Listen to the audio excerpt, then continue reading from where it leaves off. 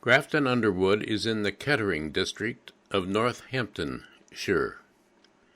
It is a wooded and open field area that's primarily agricultural, and it has history dating back at least 600 years. The airfield was built in 1940 and 41 by the George Wimpey Company. It was the first airfield in England to receive 8th Air Force Flying Unit in May 1942, when personnel of the 15th Bomb Squadron took up residence.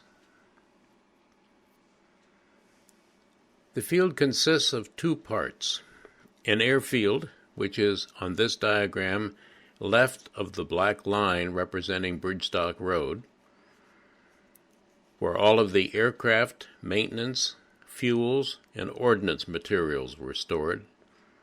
Generally, anything that could fly or explode was segregated from the right hand of this diagram, which was the air base unit, where 3,000 or more American personnel lived for about 2 years toward the end of the war. The airfield section on the left consists of 3 primary runways, conceived, designed, and laid out to match the terrain and the prevailing winds, which are roughly 242 degrees in this area from the southwest. The British built 3 runways. There are 2 principal taxiways around this airfield, and they are also roadways shared by all equipment, trucks, and airplanes. If you look at the Bridgestock Road line, up near the area where it intersects with the main ring going over to the common area called Broadway, to the left of that you will see some parking areas, that's the small round circles at the end of short taxiways, to disperse aircraft. That's called dispersals at the time. And the road that connects them was a taxiway highway. You could see jeeps on it, or tugs, or airplanes, or all number of people walking or on bicycles. They were intended to flow traffic to the principal departure point, which is the upper north right of this diagram, immediately on the left side of Bridgestock Road. The departure 240 degrees to the south, the runway that was extended to 6,000 feet to accommodate B-17 aircraft. When it was time to fly, aircraft would flow from their dispersal pads along the main taxiways, the one east and the one west of the main runway. And they flowed traffic to the north end of that runway so that they could intersperse or mix if necessary and take off as close as possible to one another to form up squadrons. So there are only 2 main taxiways, and everything moved on them: bomb trucks, fuel trucks, people, and airplanes. At the south end of the chart, there is a road that goes off to the left called Geddington Road. It connects the town of Geddington to the town of Grafton Underwood. When the Americans were going to base B-17s here, when the runway wasn't long enough, it had to be extended further to the southwest to get the minimum required length, 6,000 feet, for a B-17 to take off at its max gross weight at roughly 64,000 pounds. So that runway was extended beyond Geddington Road, and it had to be closed.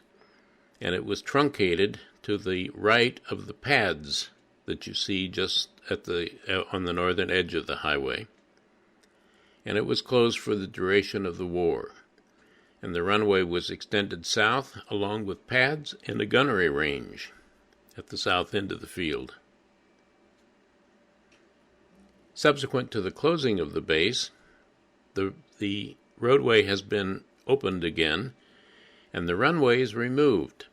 And there is a memorial marked on this chart that you will see in the accompanying video that sits in the middle of the runway at that location to memorialize the existence of this base as it once stood, because it is all gone today except for the evidence of the fields and the runways and the roads and some buildings.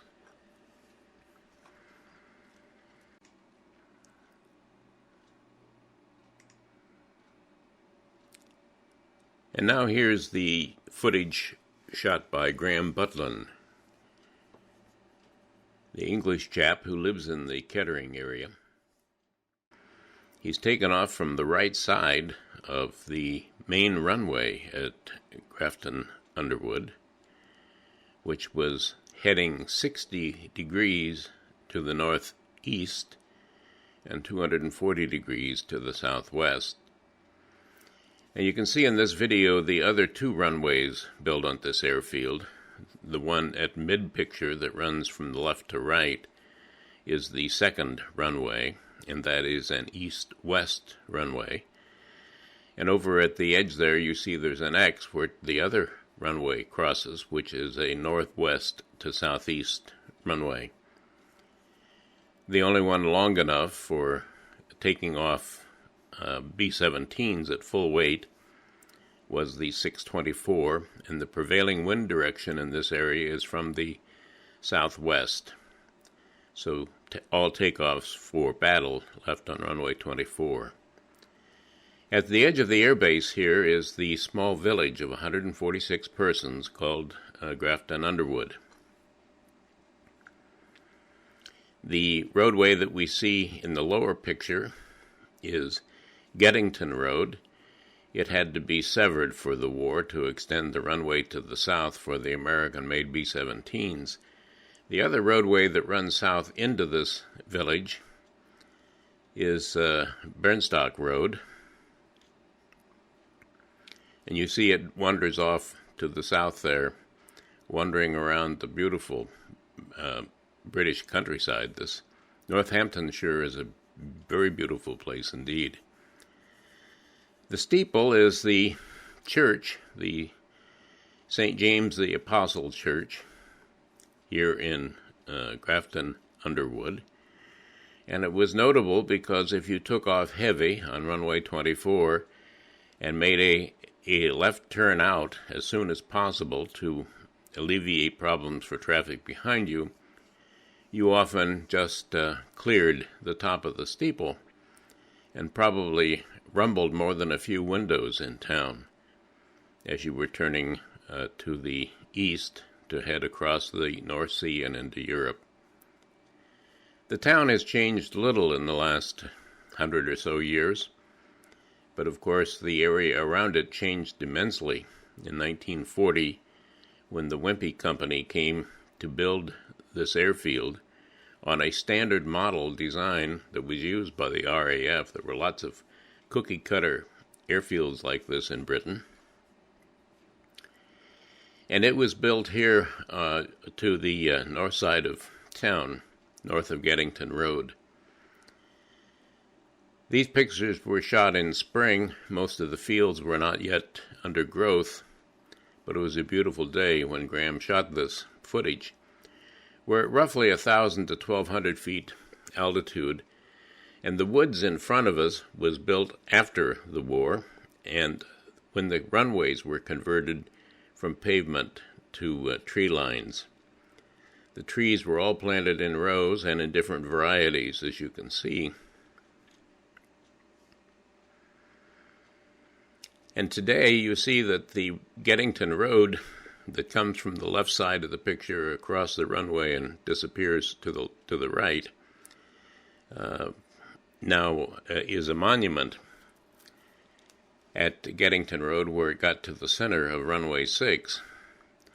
But that runway, if you look at the pavement to the left side of these woods, comes all the way down here to the near foreground. That was the length that had to be added to it for the safety of the B-17s.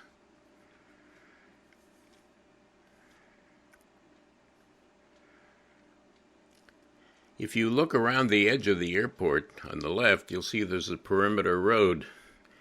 And the woods over there on the left in the upper section was where the munitions were stored, the main munitions storage, with lots of bombs and machine gun bullets and all kinds of explosive stuff.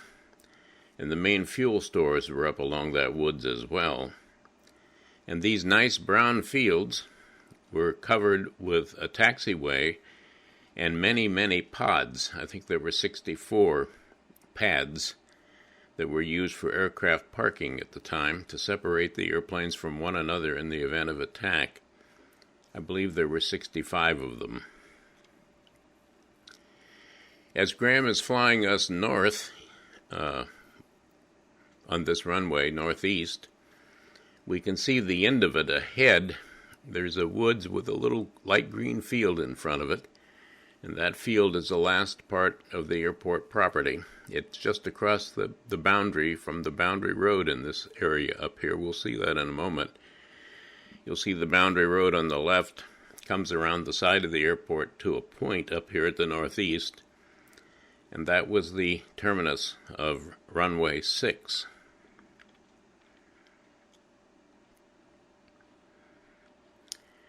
A great many trees were planted in here, all of them in neat rows, in all sorts of varieties and combinations.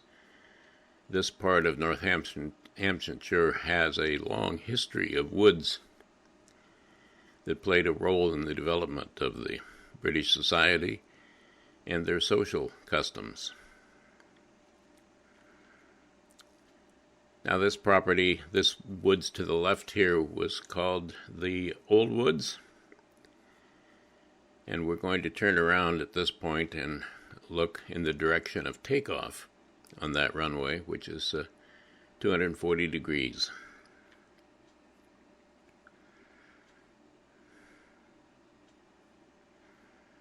It looks like we have visibility of at least 50 miles on this day, so he picked a good day to shoot this video.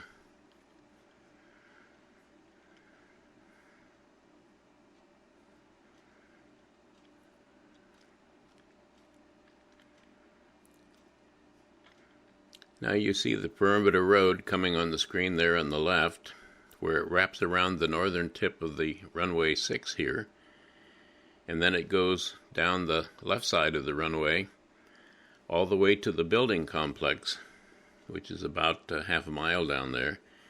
And some of those structures were there during World War II. That's where the control tower was, and the briefing center, what they called the operations center at the time, and some of the maintenance supplies and facilities, the administrative offices. So now we're at the north end of the airfield, looking southeast, and the runway did not have a field running through it at the time of the war. It was paved the entire way, and it was an extra 6 inches of pavement required to support the weight of the fully loaded B-17s. The B-17 could fly with about 65,000 pounds to 68,000 pounds of weight, depending on temperature and wind. Its suggested maximum ever weight was 48,000 pounds, so they were well overweight, and it needed extra runway, and they did not come screaming off the ground when they were under load and carrying a great deal of fuel. All of the airplanes taxied up these taxiways that are now gone, that came up here to the point of runway 24, and you flowed airplanes in from both sides to get on the runway. Your optimum spacing was about 30 seconds, So everybody was moving up line, engines running, waiting for their turn to get on the runway. Because once they made the left turn down there and flew over the town of Grafton Underwood and climbed to the east, they had to gather into formation at imaginary points in the sky called buncher points, where the airplanes bunched together. The road down here on the left side of the picture is Burnstock Road. It runs to the town of Burnstock, which is about 3 miles behind us. And you'll see there's a slight bend in it ahead, where it bends a little further away from the operations center. That was the point where they put the main gate to the airbase when it was originally built in 1941, and when the first British units took custody of this property. And they flew Douglas-built Boston 2-engine bombers from this base. There you see the little outcropping in the road to the left. And almost all of the original structural buildings, brick buildings, are gone, but the Quonset huts, some of them are still said to be the originals. That proved to be the main road to and from the base to deliver everything.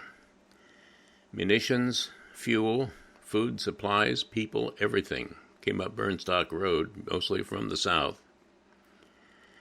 And when the Americans came and they needed to expand it considerably, the property we're flying over, which is called the Grafton Park Woods, was made part of this property, and that was to house something in the neighborhood of 3,000 U.S. personnel. That was pilots and clerks and guards and military police and writers and commanders and planners. There was a weather department. There was a huge city here, so much so that the farmland over which we're flying, but not seeing what's directly under us, has an immense and complex sewer system under it. Sanitary sewer. Now at this point coming up on the left is where the two secondary runways cross. The east-west runway, which is the one that begins at the left of the screen and runs towards the center top, which is aligned at 90 degrees and 270 degrees. And the other one that runs left to right here in front of us was the shortest runway at 2,000 yards. No, excuse me, at 1,200 yards, I believe it was. And it is aligned to 130 degrees and 320 degrees. So it's 1332.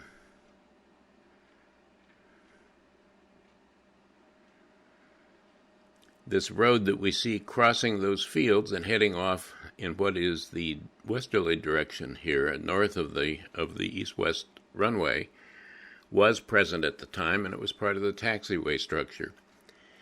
And if you look off at the left side of the screen, you see there's remnants of the taxiway in that field that went over to feed the main runway over there for airplanes who had landed to get off of runway 24, would come down this path.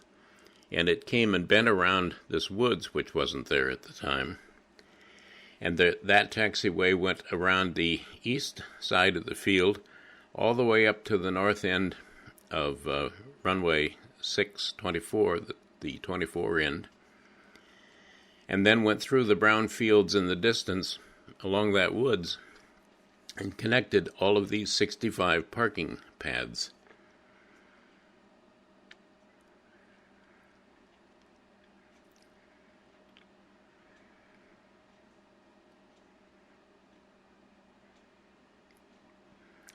Now, if we look up the right side of the frame, you can see the drive inside the airport property, which was a roadway-taxiway combination. Everything traveled on it. Bicycles, people on foot, automobiles, jeeps, airplanes, trucks, fuel tanks, everything. And the road peering there to our left is the road that goes over to Geddington. And now you see there's Grafton Underwood village, looking very pretty in the spring sun.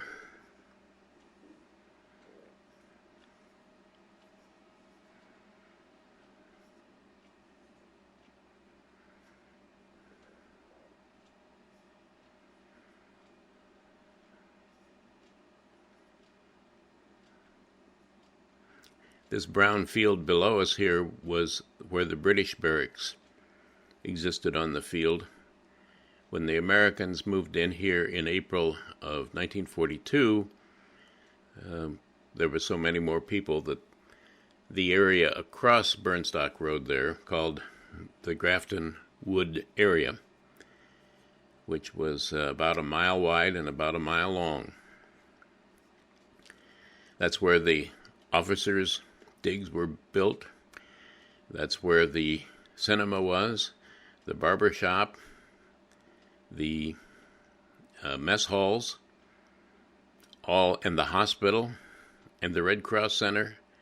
Everything was over there, and the runway that we see off to the right, just beyond the building complex on the airport, was named by the Americans Broadway, and it's a radial in the woods.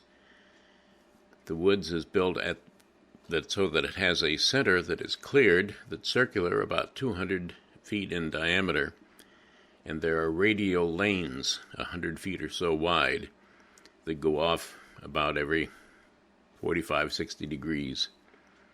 And the one most used, the one everybody had to go down, was called Broadway. You can see the pavement now to the right of the trees that's still there from the runway, and we're now coming down and landing.